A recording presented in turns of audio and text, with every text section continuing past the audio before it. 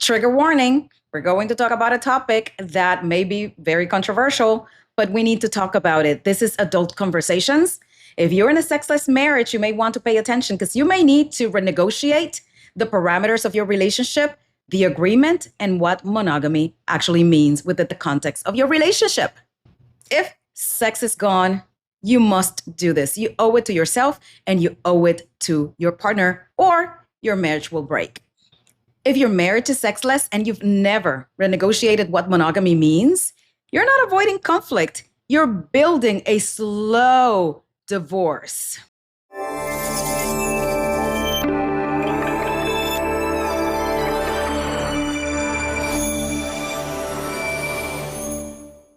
Hi, I am Dr. Tangie, the Sex Doctor Board Certified Clinical Sexologist, and on a mission to destigmatize sex and elevate sexual health conversations like they deserve. Welcome to my channel. If you're new to my channel, I am so happy you found us, and please do me a huge favor by joining this vibrant sex community and subscribing. Your subscription does not take any of your time, does not cost you a penny, but that tiny gesture helps the algorithm prioritize my content instead of hiding it, and it helps this channel be found and grow to reach a wider audience. To find other ways to support this channel, go to the description section of this video and click on the icons that appear on this video. So don't be shy. I know you want to. There's no shame in being curious and learning about sex. So do it with me right now. Find that subscribe button and proudly click on it. Thanks.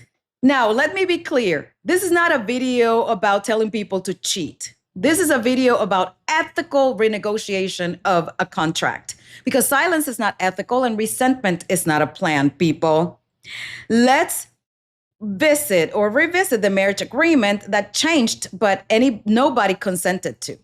Most couples enter marriage with an assumption that they're going to receive companionship, emotional partnership, shared life experiences, and sexual exclusivity.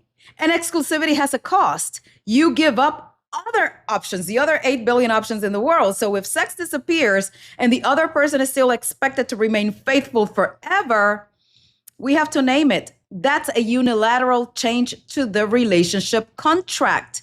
Again, I know no one owes you sex. I've said that before, but in marriage, you do owe the other person honesty, participation to show up, and a conversation about what the relationship is now and how it's evolving. And you need to realize that renegotiation doesn't mean pressure. Renegotiation is not guilt trips, coercion, or something like, if you loved me, you would do this for me. It's not threats.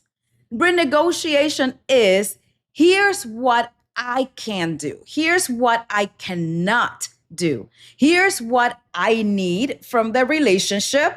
And here's what I'm willing to work on. Here's the timeline that I'm willing to put into this. And here are the options if nothing changes. It's actually putting everything out in the open and on the table.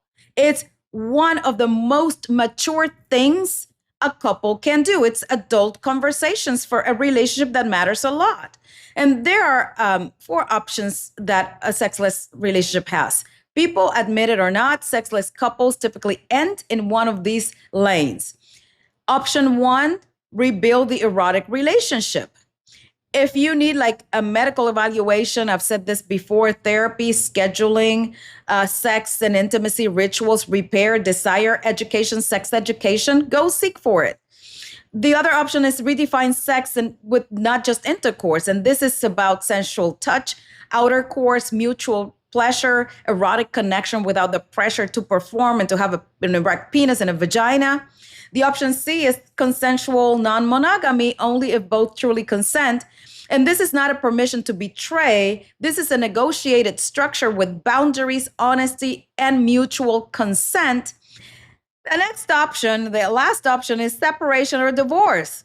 Sometimes the most ethical choice is acknowledging incompatibility and following suit. Your job is not to pretend that only option 1 exists. Your job is to face reality and choose consciously an option that works for both of you. So have that renegotiation meeting and do this like adults. Here's how I want you to structure it. Keep it calm, definitely not in the bedroom, definitely not right after rejection. Start with shared values. Express your love, like I love you, I want us to last, I'm not trying to fight, I want a plan. Then name the current reality without blame. We have been sexless for 13 months or 13 years, and it's hurting me and it's hurting this relationship. And then each partner answers three fundamental questions. What is your currently relationship to sex right now? What are the barriers to sex and intimacy that you're facing right now, like stress, resentment, pain, hormones, ED, trauma, disconnection? Are you willing to work on this and how? Then choose a plan and a timeline. Let's commit to 12 weeks of specific actions and reassess on June 3rd. And yes, put a date on it because without a date, this becomes infinite limbo, and that's not what you want. A powerful script for the high desire partner is to set a boundary with compassion. So try something like, I'm not asking you to have sex you don't want.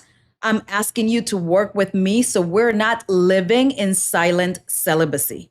I'm willing to do therapy. I'm willing to go to a medical evaluation, and I'm willing to create a plan for the next 12 weeks. If we're not moving forward towards repair, we have to discuss what our relationship agreement becomes because I honestly can't do this indefinitely. Did you notice? No insults, no threats, just reality stated in front of you. And a powerful script for the low desire partner is truth with reassurance with accountability. So something like this.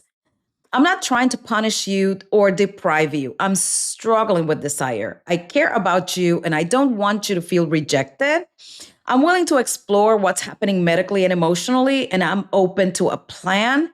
I also need intimacy that feels safe and not pressured. That's how you protect the relationship while respecting consent. And then, what if unfair or what unfair actually looks like? Unfair is refusing sex, refusing the conversation, refusing a medical evaluation if there's pain, erectile dysfunction, or any other chronic illness present, refusing therapy, refusing any alternatives presented to you, and still demanding monogamy with no renegotiation. That's not fair. That's not boundaries. That's control through avoidance. Healthy boundaries do not look like that. They sound like I can't do X, but I can do Y. I'm not willing to work towards Z, but I'm willing to work towards A.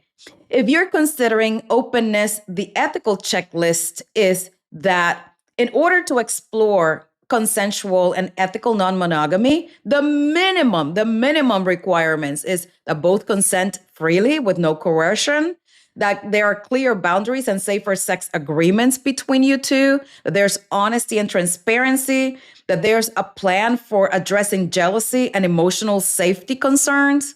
And ideally, there's professional guidance. And if one partner agrees out of fear, that's not consent, that is survival. So please consider working on this because this is important. And let me ask you, if sex has been gone for a long time, have you had a real renegotiation conversation or is it all silent assumptions?